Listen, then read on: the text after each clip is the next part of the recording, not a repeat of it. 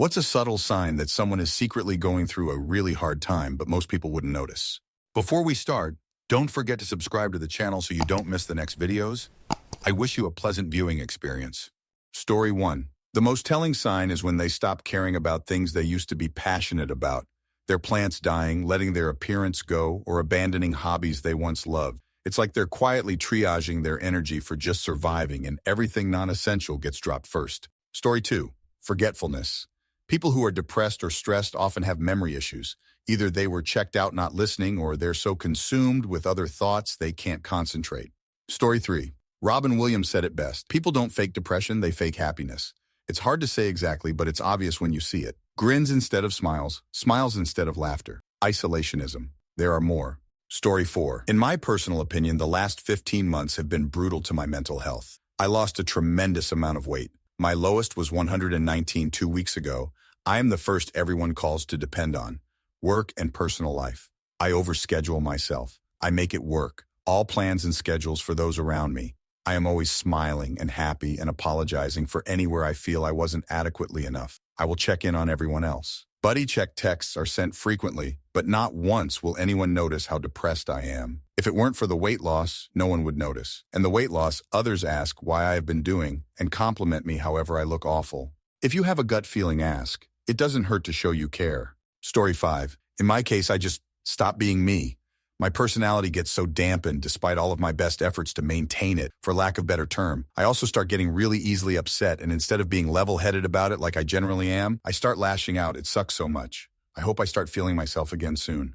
Story 6. If they disappear all of a sudden for seemingly no reason, they've just been holding things in to the point something minor becomes too much to handle, and it's too hard to explain. Then they come back one day or a couple of years later when they trust themselves enough not to be a flaky burden on anyone again. Story 7. Any change in behavior. Some people compensate by acting extra happy. Some people get quieter and isolate. Their body language changes how they communicate. They might not always answer, "How are you?" with a direct answer. It's hard to give one definitive sign because everybody handles hardship differently.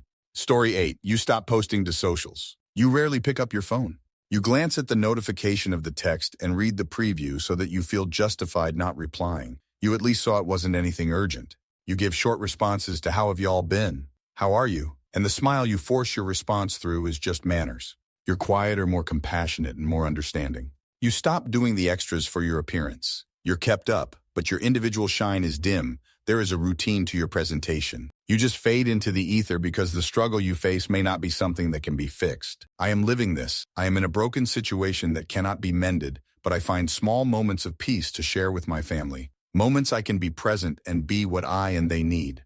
I've no desire to stop, but I find it difficult to face the days ahead. I continue on. That's what it is. It's people just continuing on. Those are the ones facing a hard time, and most people wouldn't notice. Story 9. They avoid talking about themselves. I've noticed that people who are really struggling often try to redirect conversations to focus on you. They will ask about your family, your pets, and your job as a way to avoid discussing their own issues. It seems they do this to escape the reality of their own lives. Story 10. They can talk about anything but themselves, unless it's in the most superficial ways. They've built up a defense that acts like a false front for the world, and it's too difficult for them to cross that barrier without exposing what's really going on. Story 11. I know for me personally, the signs were probably really obvious that I had depression. People would tell me that I was talking slower than normal. I would zone out frequently or have conversations with people without eye contact. I spent full days in bed. I rarely ate unless it was past midnight, etc. I see. Story 12. When someone gets very overwhelmed by a small problem or inconvenience, I always assume it's the straw breaking the camel's back. It's not that the situation is too big to cope with, but their capacity to cope is maxed out. When my emotional health was at a low, I would cry all the time at the slightest inconvenience, much to my embarrassment. My nervous system was so stretched thin, it just couldn't handle the slightest bit of added weight. Story 13. I'm the friend that holds the group together. I have the get-together parties at my house. Make hey, let's go to dinner arrangements. I'm severely depressed ATM. Don't even leave my bed. Haven't talked to anyone for 6 months. No one notices or has checked on me. Everyone has a lot going on, but you'd think at least one person would notice. Story 14. I have clinical depression, and one of the major ways I identify if I'm feeling depressed is not being able to enjoy things that normally bring me joy, like playing certain games or hanging out with certain people. that would typically give me effectively endless joy, but when I'm depressed, it just doesn't come. Because of that, I refuse to meet up or do anything because I know it won't change anything about how I feel. If someone asks what I've been up to and I answer nothing much, that's a subtle sign I haven't been able to bring myself to do anything because the motivation just isn't there. Something that most people don't realize about depression is most of the time it's not feeling bad or feeling upset. It's feeling nothing, total numbness. A lot of the time I'd rather feel negative emotions and rage or cry than that void of depression.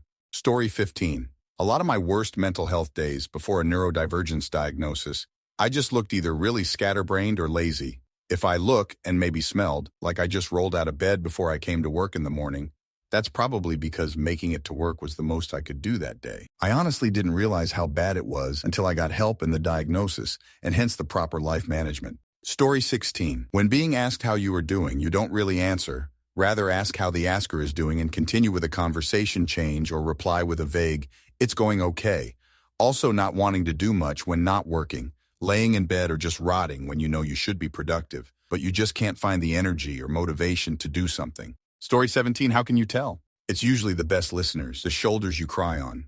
They just listen to your stuff because it's obligatory and sympathize, while wishing someone would do it for them, but nobody cares enough. So when you finally, if ever, ask about them, they change the subject, give short, funny answers, change the subject again and boogie on out of there with an excuse of being needed elsewhere. They're used to folks changing the subject, and heavy stuff takes way longer than 10 seconds to discuss. So they keep it to themselves while comforting you. As long as you got to trauma dump on them and just backhandedly and half-assed second thought, ask about them for 10 seconds when they gave you 10 minutes or an hour to emotionally wipe your ass on them, but you can't even hand them a mental tissue, and you feel better that you got your support, got it off your chest, and totally ignored their looking down, shifting feet, and furrowed brows. The uncomfortable took of you bleeding them dry. They let you talk about yourselves 99% of the time because the 1% of the time someone asks about them, that person who asks doesn't mean it and just goes right back to talking about themselves immediately when the person going through something heavy tries to talk about the heavy they are dealing with. They're the ones you tell all your to, but you don't care about they are going through. You think they're small because your nail-breaking or flat tire took up so much of their time, and they actually cared to listen. But they learned not to speak up that they got raped or have cancer. But they cried for you and hugged you, then went to the bathroom quietly to puke up blood, and nobody knows. Subtle? When you have no idea because you are too busy being selfish. So then you end up with a friend who avoids you because it's become all about you and they're just too exhausted to get close. It becomes really superficial and one-sided. People going through heavy stuff either tell you because you are a true loved one who loves them right back, or they avoid you. Story 18. Question fatigue. When you feel like you can't even bring yourself to answer basic questions from other people, you are maxed out. Another big one is the inability to comprehend a future. People who are depressed can't tell you what they are going to do in a month, a week, or even tomorrow. It's hard to comprehend, but to a depressed person, the future isn't something they are unsure of. It literally doesn't exist anymore to them.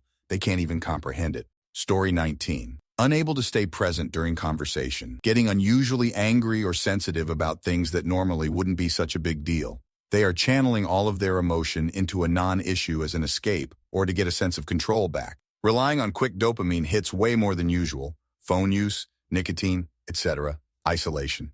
Story 20. I'm a mom of 2. And if I'm being honest, my kids are the only reason I'm here still. And now that they are teenagers and doing their own things, I feel like I have no idea who I am. I go to bed at 6 p.m. sometimes and no one notices that I'm not there. It's so normal for them to be independent, and I'm happy they are finding themselves. But I didn't know that it would also affect me this way. My husband doesn't get it either. He just thinks I try to find problems when there aren't any. That's my rant. I guess it's so weird how therapeutic pouring your heart out to strangers can be. If it helps, I don't know anyone who isn't going through something. Also, I was told depression is a sign of intelligence, so maybe I'll just go with that LOL. Hang in there, everyone, and feel free to message me. I'm a great listener. Story 21. They mention a desire to escape or have a fresh start, and often fantasize about relocating. They may announce plans of a new job or career path, but never actually follow through with any announced projects. They listen to dark or depressing music or listen to no music at all. They tend to linger, staying after closing time at bars, hovering in doorways, stay sitting in their car 20, 30 minutes before going inside because they're just sort of adrift between each moment of life, rather than seizing said moment. Contrary to what a lot of posts say, they may be outgoing or willing to leave home, but a major red flag is if they are very avoidant about talking about their own home hosting, as it likely reflects the chaos of their mind and is unkempt. Disturbed sleep patterns, i.e. someone you know as a night owl is suddenly awake at the crack of dawn. Someone who used to frequently nap is an insomniac. They have stomach aches a lot despite no change in diet, can be a sign of self-medicating. They frequently bring up memories and nostalgia and daydream about the past, but are very evasive when it comes to talking about plans for the future. Gift-giving and big gestures are a major red flag. If a friend or colleague tries to impart an item of immense sentimental value to you out of the blue, they are likely in a crisis and it's a memento remember them by. Another super dangerous red flag is if the withdrawn and depressed person suddenly becomes hyper, happy, and outgoing. This usually means they've made a decision/plan to end their life, and the happiness they're experiencing is a relief that their stress will soon be over. Story 22. Whatever is a slight change from normal, it's quite individual. I've usually got 3 key giveaway. Start eating quick food when I would usually cook or prep. I was too exhausted and demotivated to even make my normal wrap, so I would have noodles or soups in packets. Too tired to engage in their usual activities. I'm usually paddleboarding or going to the beach. So when I stop those activities and say I had a chill weekend, you know I'm down. I normally wear bright clothes. So when I stop wearing jewelry or bright and colorful things, I can't be bothered to make the effort. Story 23. I told my friends and family that the day I stop wanting to leave the house to get my little overpriced iced latte is the day they have to start worrying about me. It's the one last joy I have in life, despite being poor. I haven't had the desire to grab one in 6 months now, and I don't leave the house at all anymore. I think they somewhat know I've stopped, but don't realize how serious something so subtle and seemingly insignificant like not getting coffee anymore is. It's bad. Story 24. Someone saying they're tired. When someone asks how you are and you're not doing well enough to say good, and you're doing bad enough that I'm tired is a placeholder for all of the overwhelming feelings that you're feeling, that's a sign. Depression, stress, chronic fatigue, anxiety, family or financial or work issues, they can all make you feel tired. Too overwhelmed to be able to parse out the reason for the feeling without breaking down or losing your grip on being stoic for the moment. Tired lets someone know that you're not good without going into details, but also being able to voice to the world some part of how you're feeling. The same goes for other responses that are less than, I'm going to be okay today. Those answers are definitely worth a follow-up. Story 25. Sudden drastic hair presentation change. I'm not sure if anyone has ever studied this phenomenon, but anecdotally it sure feels universal. My friends and I joke about the haircut die of existential crisis. Could be positive coping or negative, but either way, it's the quickest and most socially negligible way to overhaul your perception of your identity and how people see you, so it tends to follow times of turmoil. Story 26.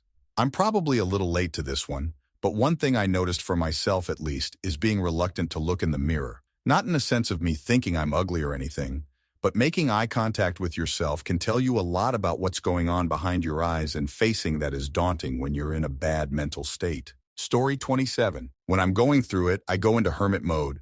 I don't reach out, I don't send memes or TikToks, I don't comment on friends' posts, I totally disappear. So whenever any of my friends do that, I always reach out. Usually something like, hey, haven't heard from you in a while, how are you? No one ever does that with me though.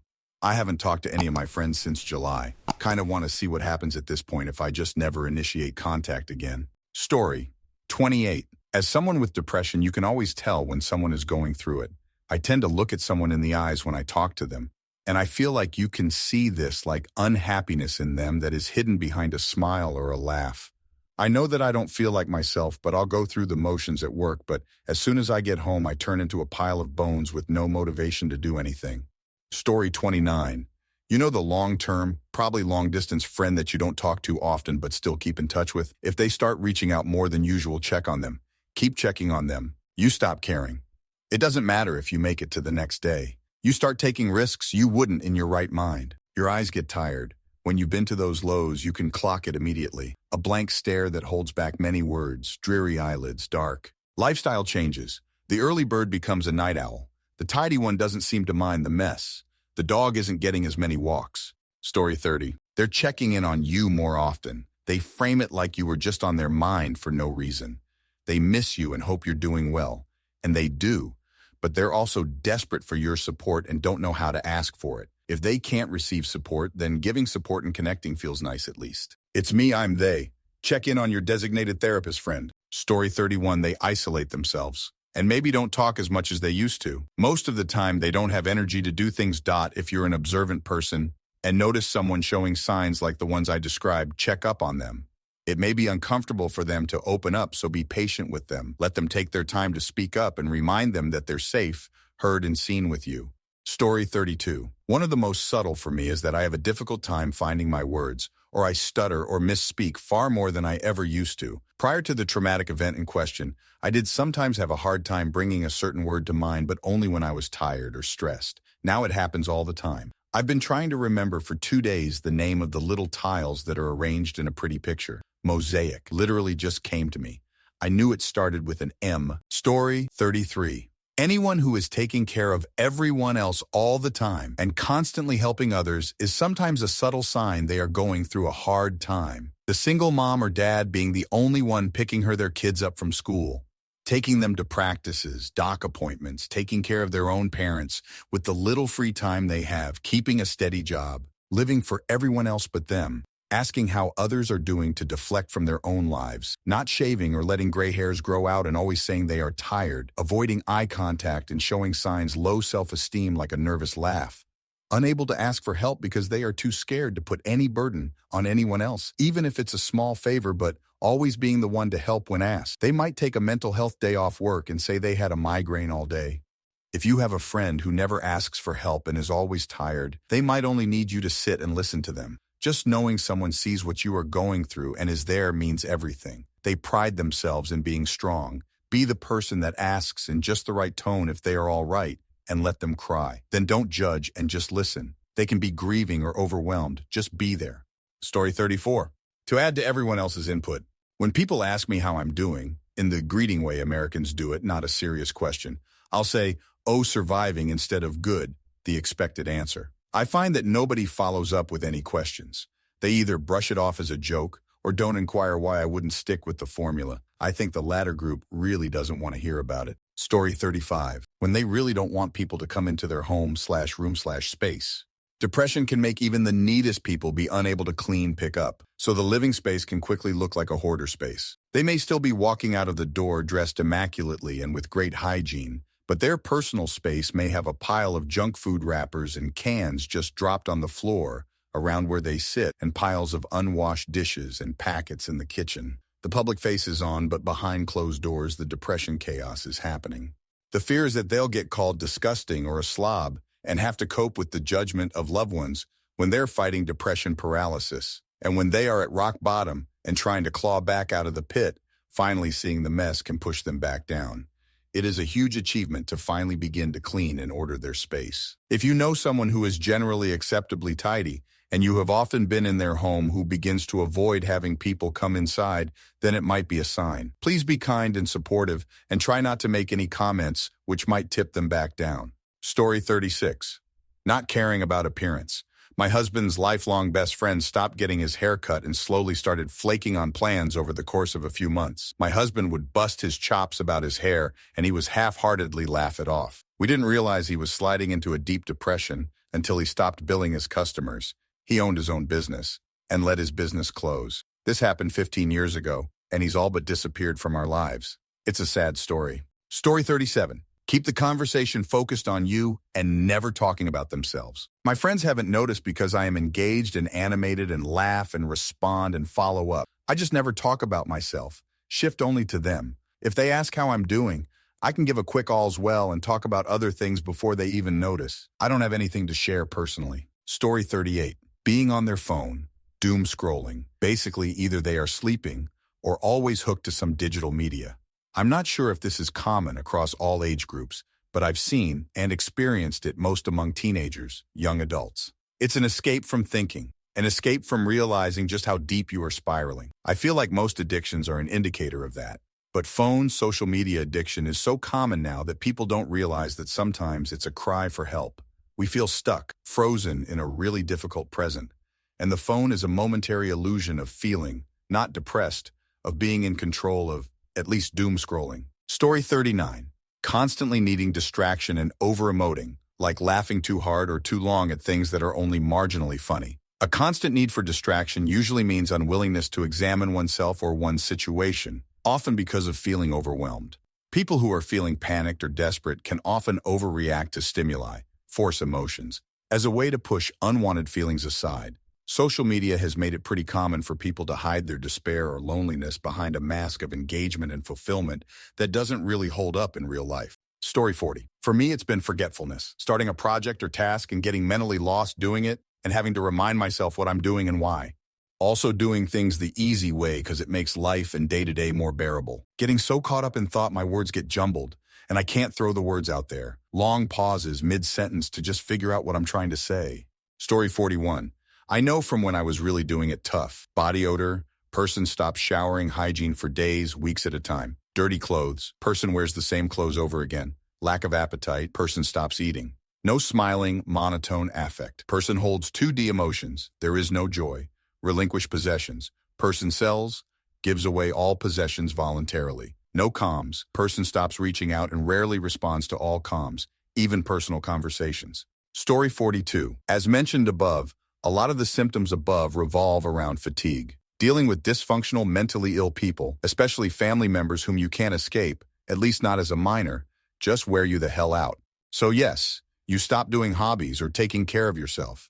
Your grades start slipping because you're too tired to concentrate, and you have bigger problems anyway, and they keep slipping until you're in real trouble. And it's a vicious circle because your parents, who, remember, are hopelessly dysfunctional, don't have the problem-solving skills or coping mechanisms to deal with the issue. So the only solution they know is scream louder, which tires you out even more and, well, you get the idea. It got better once I got out of the house. Story 43. Withdrawn. But it can be subtle too, like just not paying attention, not as cheerful as usual, not as funny or jokey, or maybe the jokes are sadder. I know for me, when I'm going through a hard time, I start to shut down emotionally, and that displays as withdrawn. But I try to be tough about it, like people say chin up, but it just comes out as a slow emotional withdrawal. My second stage of withdrawal is hardening emotions, where things that should shock or delight me don't impact me. Feels like you are dying off in a slow, quiet way. You are being overwhelmed by something intangible, emotions, and the only thing that gives you a quiet moment in your mind is turning everything off. The more you do it, the easier it gets until that is all you do all the time. If you see subtle signs like this, please reach out to that person. Letting them know that seeing them makes you happy helps. When you start to feel like you are losing yourself and disappearing because of all the issues going on around and to you, someone saying they see you or they enjoy being with you really means a lot. Story 44. Not eating anymore.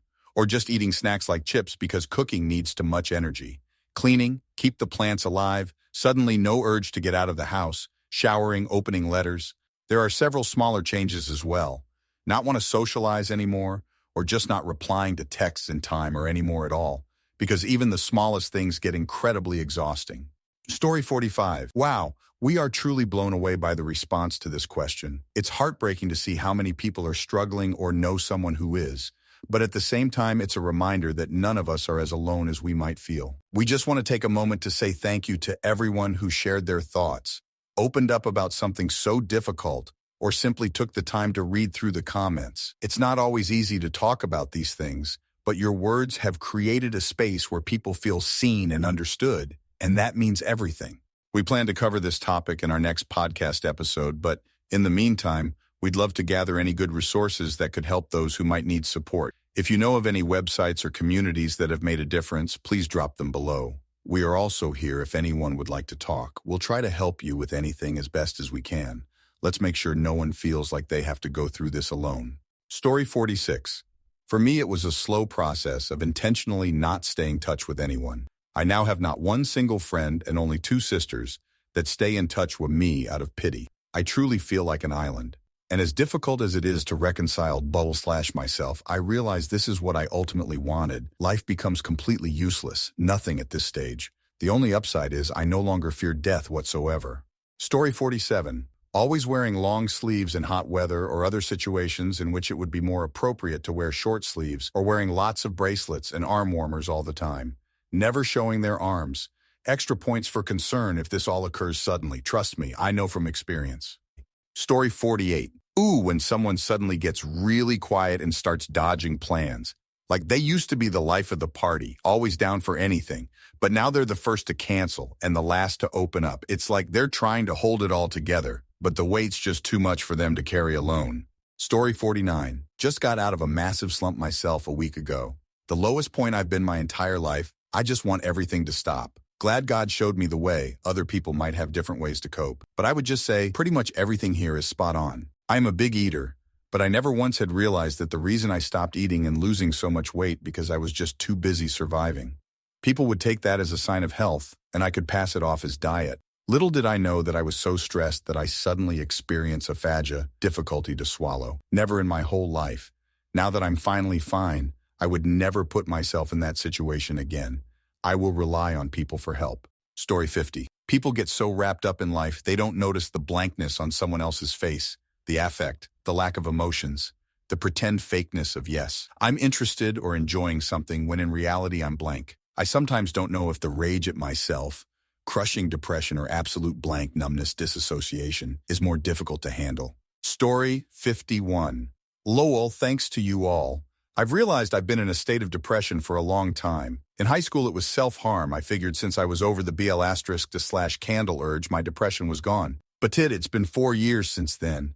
I haven't written any of my poetry. I haven't made a new song on my ukulele. I haven't drawn. I don't eat half of my meals even when I do get food. I've been dropping weight like crazy. 120 in HS and 3 years later, 100 pounds. I act very mature for my age so that it leaves little room for unscripted conversations. Story 52.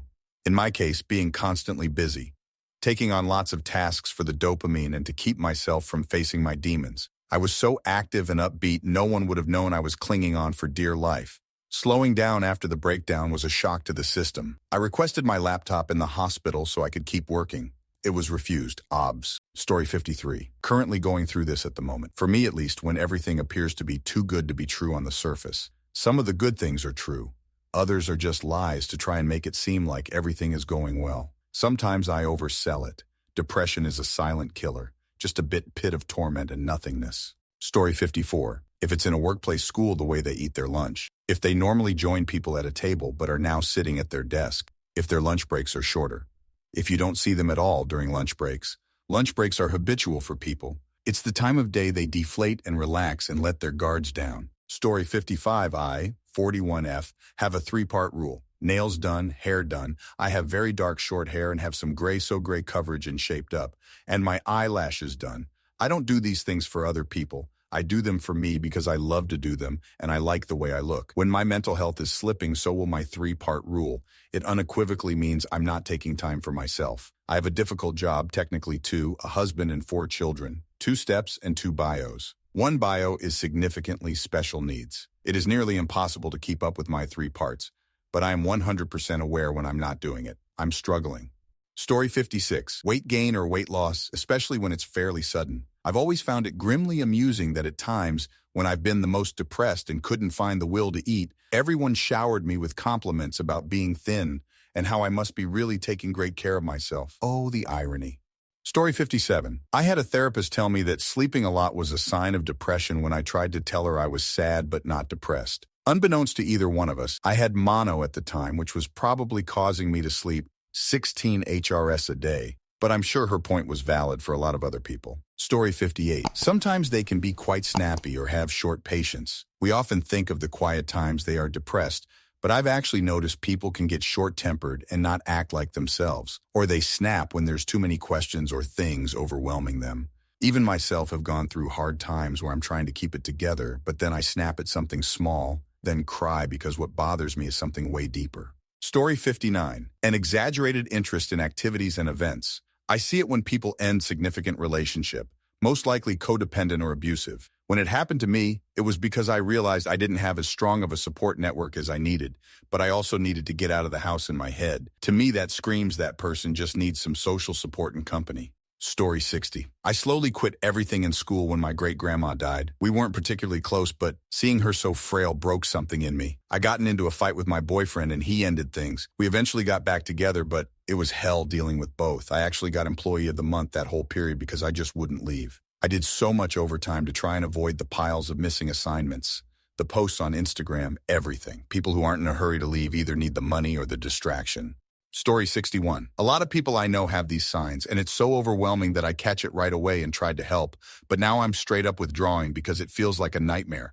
And I want to save myself, and my mental health is too fragile to see them cry or be their safe person. I feel like a bad friend, but I'm struggling myself. It's felt that way since 2023. I stopped asking people how they're doing and feel emotionally unavailable myself.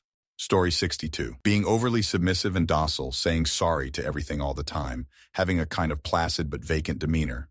Going with the flow, but like a dead fish.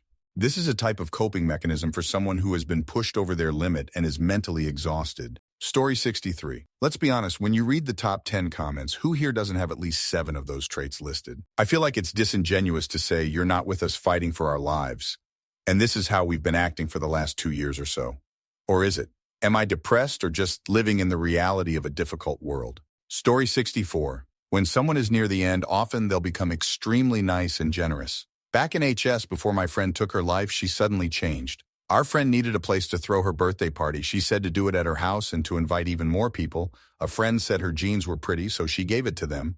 These were expensive Levi's jeans, and she was far from rich. She gave so much things and bought gifts to everyone. She finally dumped her toxic, abusive BF. She hugged her uncle in front of the school gate when he dropped her off, even though she hated hugs and PDA.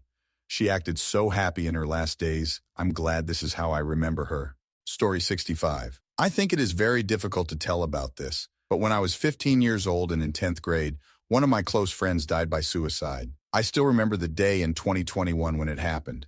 The last time he came to school was the one day I was absent. The next day, I returned and heard the news from my other friend who just lives a few minutes away. He had taken his own life early that morning, around 5 a.m. Just minutes before his death, that friend had met him. He later told us that there were no signs at all that he was planning to end his life. He spoke calmly, behaved as he usually did, and even made jokes. He seemed like a normal, happy student. His family was financially well off, belonging to the upper middle class. His father was an engineer, and they were in the process of moving into a new house at the time. He was only 14 years old when he passed away. Some people say that his mother had scolded him before the incident, and to this day, his father believes that she was somehow responsible for his death. However, the truth remains unknown. Shortly after his passing, his family moved away from the area.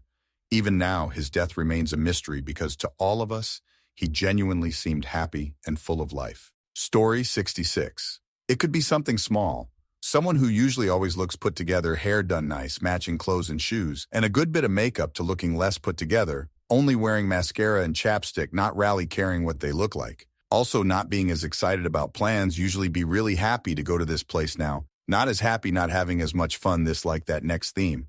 What was the moment in your life when you realized, yep, everything just went horribly wrong? Story 1. Policeman at the front door. I'm afraid your wife and daughter were in a serious car accident. December 2024. They both lived. My wife is home, but my daughter is still in hospital. My wife needs a walker to move around the house. My adult daughter has begun walking again. Story 2. Got pulled over running a red light whilst I was drink driving. Knew from that point everything would go to, and it did. Lost my job, struggled to get a job for a year due to having no car during the 12-month ban. Sky-high insurance, ended up homeless due to not being able to pay my rent. Ended up forming a short-lived opiate habit whilst homeless. Managed to get back on my feet around 15 months later. I know now it was a thing to do. No one got injured, luckily. Story 3. Not as serious as life-changing, but I was working in the wastewater field as an operator for night shift. We are a fairly large plant, 66 million gallons per day max, and we got 3.5 inches of rain in an hour. After battling the storm, we were clocking in something around 260 million gallons of flow, way more than the plant could handle. About 4 hours go by, and by God, she's holding, but it's very touch and go. I'm debating calling senior management to get some advice when the storm starts to let off. Me and the other crew member grab a quick bite of food and are getting ready to do some auxiliary maintenance, since this was a saving grace for us. All of a sudden, lightning strikes the main treatment building. Membrane filtration, iffy kick. All the systems and pumps go haywire, flows being diverted, and a lot of the safeties we had in place, backup generators, baffles, etc., are all fried. A call to management sent the entire auxiliary staff into the building at 2 a.m. Maintenance lab staff / management other operators to clean up the severe flooding all over the building. The moment the lightning struck the building, I thought, well, we're boned. Story 4. I was 26. I'd been knocked back by my preferred career choices, armed forces, experienced a breakup with my then-girlfriend, had well and truly burnt out at my job, was living in a crappy, freezing apartment with an illegally connected gas fire, and my mother was sick. I moved back home to take care of my mother and ended up getting a succession of some of the shittiest jobs I've ever had. Like, I was picking up litter at a racetrack and working as a temp in a lousy, politics-heavy credit center when I wasn't living on unemployment benefits. The main highlight in my life at the time was the family dog. My mother was not as fond of the dog as I was, it showed sometimes. And when I was in the family home again, it was great pampering that pooch again like old times. I'd take her out for long walks, play with her, cuddle with her, and share my dinner with her. But if anything, she was the one who helped me rather than the other way around. Life got better after I went back to uni for a year and pursued a different career path. But that year I was 26 was my lowest ebb. The dog passed 5 years later at the age of 15. By chance, I was living at home again at the time prior to a move to a different city. It's been many years and I still miss her. Love you, Kana. Story 5. Going -30 mile, -48 kph, down a canyon road on my longboard when I hit a rock which threw me from the board. I attempted to run it off and just remember the feeling as the heel of my foot hit the road and I felt it in my teeth. I somehow didn't break a bone but was definitely concussed and half of me was road rash. Story 6. When I was 16, my mom died and my father abandoned me on the same day. Things already weren't great, especially with my father since he was coming and going, stole all of my mom's tax refund and used it on alcohol and women. He'd get high off of my mom's meds, included things like oxytocin and trazodone, and blamed everyone else except himself. In that moment, it was, yep, everything just went horribly wrong, but it was also a Band-Aid that needed to be ripped off. Looking back on it now, losing both of my parents at the same time is what needed to happen so that my life could move in a better direction. Story 7. I was one of the early, severe COVID-19 cases. In March-April 2020, I spent 38 days in hospital, 16 of those days in ICU on a ventilator. Full story, including lung x-rays here. We all started isolating at home around March 13th, 2020. I was spiraling downward, sicker and sicker at home, but at that point, thought it was probably just normal flu or etc. But eventually it got so bad, I had that little voice in my head that said, "You better call the ambulance on yourself because if you go back to bed, you may not wake up tomorrow." So I did. Last thing I remember is coming out the back of the ambulance and feeling the wind blow across me, hearing the doors to the hospital open as they wheeled me in. Later in my hospitalization, the nurses joked that when I came in, I tested very positive for COVID-19. My lungs were so enraged at that point, my O2 saturation was down to 65%. They battled over that first week I was in the hospital, trying not to have to put me on the ventilator, but it eventually became ventilator or death, so they ventilated me. Longer description in the link above of my entire ICU experience. I had to relearn how to talk and walk when I woke up, was on a full-size oxygen tank for about a month after getting out of the hospital. This was all when everything was on full lockdown still, but at that point I had already survived the worst of it, and I needed to walk to rebuild my stamina and heart. So I went out walking a lot. Between June 2020 and June 2021, I walked around 2,800 miles, averaging 7 to 10 miles a day. I think the longest unbroken streak on my Apple Watch is something like 512 days of closing all 3 of my activity rings. It's actually kind of a bad answer to your question because I didn't really know up front everything went horribly wrong. I didn't really realize that fully till weeks afterwards. Story 8. Dropped out of college and quit my job around January, February last year. I was hanging out with people who I thought were my friends, but were really just holding me back. All I wanted to do was hang out with them and have a good time getting fucked up and sleeping with people because it was fun, and I felt good doing it. Obviously soon came to the realization that I had completely ruined my life and future and had to turn things around. Luckily, I was able to start at a different college in September of last year, and I'm still there now focusing on my studies. And I also quit drinking unless it's actually a special occasion like a wedding or a birthday. I cut out all my old friends, and guess what they're doing now? The exact same they were doing back then. Story 9. I was 24 and had tried to end my life. I was living an alcoholic's lifestyle, failing out of school, and had just gone through the end of the most serious relationship of my life. This was all my own doing, and I saw no way to dig myself out of the hole I had buried myself in. I put out a short final message and proceeded to down a great deal of psychiatric medication, along with a fifth of whiskey. I've only got flashes of the rest of that night, someone forcing me to vomit at home, coming to in a hospital setting that I, at the time, thought was hell, attempting to escape hell, being stripped nude in the psych ward. I ended up with a felony charge for my escape attempt. Just getting that at all, for the state I was in at the time, thoroughly wrecked my belief in the justice system. Fearing worse punishment, I accepted a plea deal for a lesser charge. Did that all, with its mandatory expectations, lead to the life I have today? It absolutely did, so things worked out in a way, but it took me another decade and a half to make my life at all something that I could manage. I'm still basically unemployable outside of entry-level menial labor. If it wasn't for some positive impact I've had on others, I'd unequivocally state that the suffering was not worth it and that I wish I had succeeded.